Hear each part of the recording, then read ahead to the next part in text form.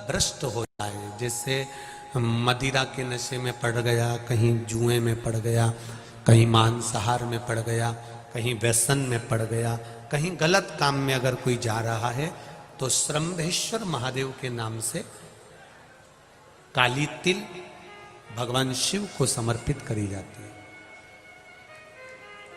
महाराज काली तिल को वापस उठा कर ले आते हैं। उसी काली तिल को जो मदिरा का नशा करने वाला होता है या जो गलत व्यसन में डूबा हुआ होता है, उसको वो सुबह के समय अगर नहीं खाता तो भोजन के साथ उसको दिया जाए।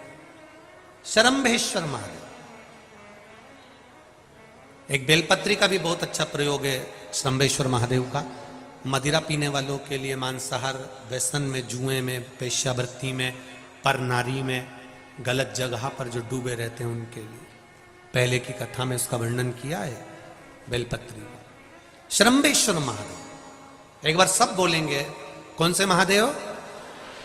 श्रम्भेश्वर महादेव। फिर जम के बोल लो एक बार, श्रम्भेश्वर महादेव।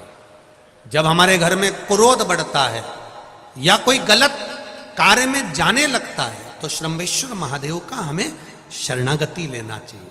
श्रम्भेश्वर महादेव का पूजन करना चालू कर देना चाहिए।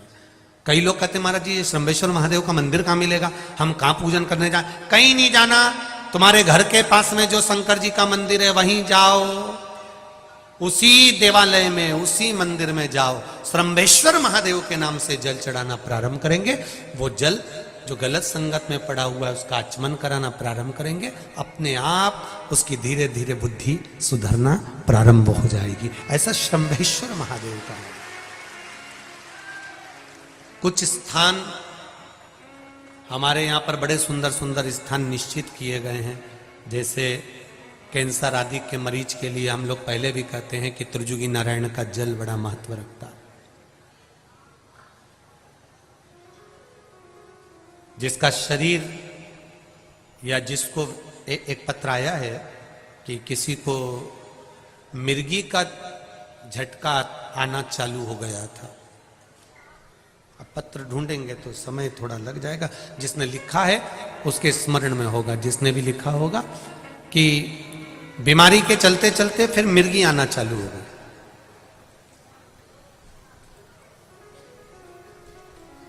जिसने भी लिखा है वो दोनों हाथ एक बार हिला देना। जिसके लिए भी लिखा हुआ वो इतना ध्यान नहीं आ रहा, तो उनको मिर्गी का झटका आना प्रारंभ हुआ। अब मिर्गी का झटका आना प्रारंभ हुआ, कई महीने निकल गए, मिर्गी के झटके ही बंद नहीं हो रहे।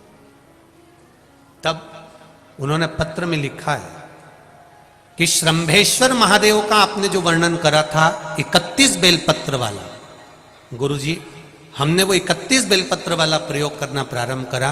और उन्होंने पत्र में लिखा है कि मिर्गी के झटके भी बाबा की कृपा से ठीक हो गए हैं। अब कोई झटके उनको आ नहीं।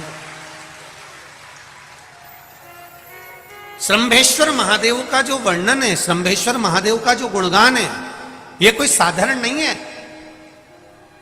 शिव महापुराण में भागवत के प्रहलाद चरित्र को लाकर रखा गया है केवल श्रम्भेश्वर महादेव के प्रागट्य के लिए।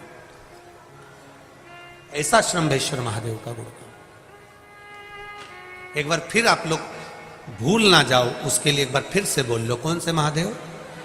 श्रम्भेश्वर महादेव। ये श्रम्भेश्वर महादेव जैसे कुंदकेश्वर महादेव।